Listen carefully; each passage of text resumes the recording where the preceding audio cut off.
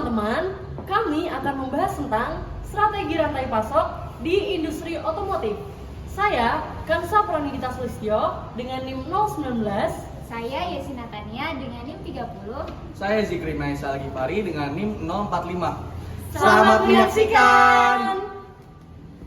Saya Kansa, dan pada kesempatan kali ini saya akan membuka pembahasan mengenai salah satu topik strategis dalam dunia industri, yaitu strategi rantai pasok di industri otomotif untuk efisiensi dari hulu ke hilir.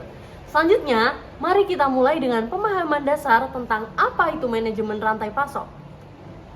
Baik, langsung saja kita membahas apa itu supply chain management. Nah, di sini SCM ini merupakan pengelolaan terpadu atas aliran barang, informasi, dan keuangan sejak dari pemasokan bahan baku hingga produk sampai ke konsumen. Nah, SCM ini dalam industri otomotif sangat kompleks karena melibatkan ribuan komponen dari berbagai negara. Baik, selanjutnya saya Yesi akan menjelaskan mengenai struktur umum rantai pasok dalam industri otomotif. Rantai ini terdiri atas beberapa tahapan mulai dari pemasok, produsen, distributor, hingga dealer. Setiap bagian dari rantai ini memiliki peran yang penting dan saling bergantung. Efisiensi hanya tercapai jika koordinasi antara semua elemen ini berjalan dengan baik. Wah, menarik sekali penjelasan dari Zikri dan Yesi. Selanjutnya, kita akan lanjut ke contoh nyata yang menunjukkan betapa pentingnya SCM, yaitu krisis chip semikonduktor yang terjadi sejak pandemi. Chip ini mengatur hampir seluruh fungsi elektronik kendaraan. Saat pasoknya terganggu, banyak pabrik dan industri yang terpaksa menghentikan produksi. Maka dari itu, inilah risiko ketika rantai pasok terlalu bergantung pada suatu titik sumber. Benar sekali, Hansa. Untuk menghadapi tantangan seperti ini, perusahaan otomotif menerapkan strategi efisiensi seperti Lean Manufacturing dan Just in Time atau JIT. Nah, Lean Manufacturing ini fokus pada pengurangan pemborosan, sedangkan JIT mengatur agar komponen hanya datang saat dibutuhkan. Nah, kedua strategi ini membutuhkan perencanaan dan pengawasan yang sangat ketat. Dengan kata lain, pengelolaan rantai pasok yang baik bukan hanya mendukung produksi, tapi juga merupakan kunci daya saing di pasar global.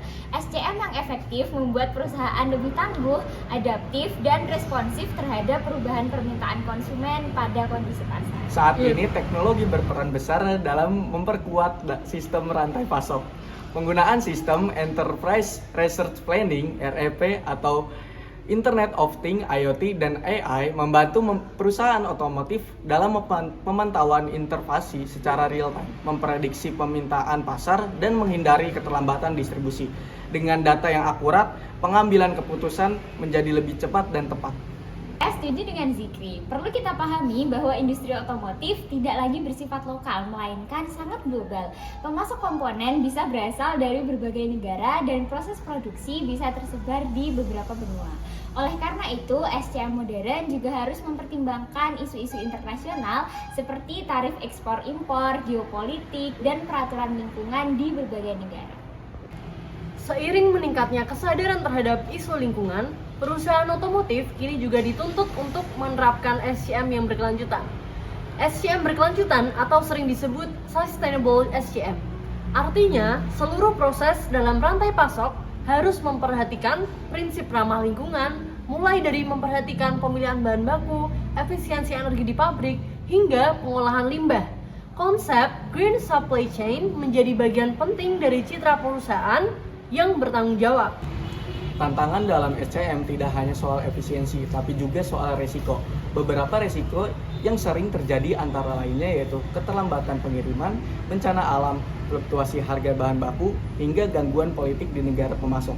Untuk mengantisipasinya, perusahaan otomotif melakukan diversifikasi pemasok, membentuk stok pengamanan, dan menyusun strategi bisnis continuity plan agar proses produksi tetap berjalan meski ada gangguan. SCM bukan hanya soal sistem dan mesin, tapi juga sangat bergantung pada sumber daya manusia. Dibutuhkan tim yang terlatih dalam manajemen logistik, analisis data, dan negosiasi dengan mitra. Selain itu, kepemimpinan yang visioner sangat dibutuhkan untuk membangun budaya kerja yang adaptif dan kolaboratif di seluruh level rantai pasok. Baik, sekian adalah pembahasan kami mengenai materi strategi rantai pasok di industri otomotif. Kiranya bermanfaat bagi teman-teman semua. Sampai Sampai jumpa. jumpa.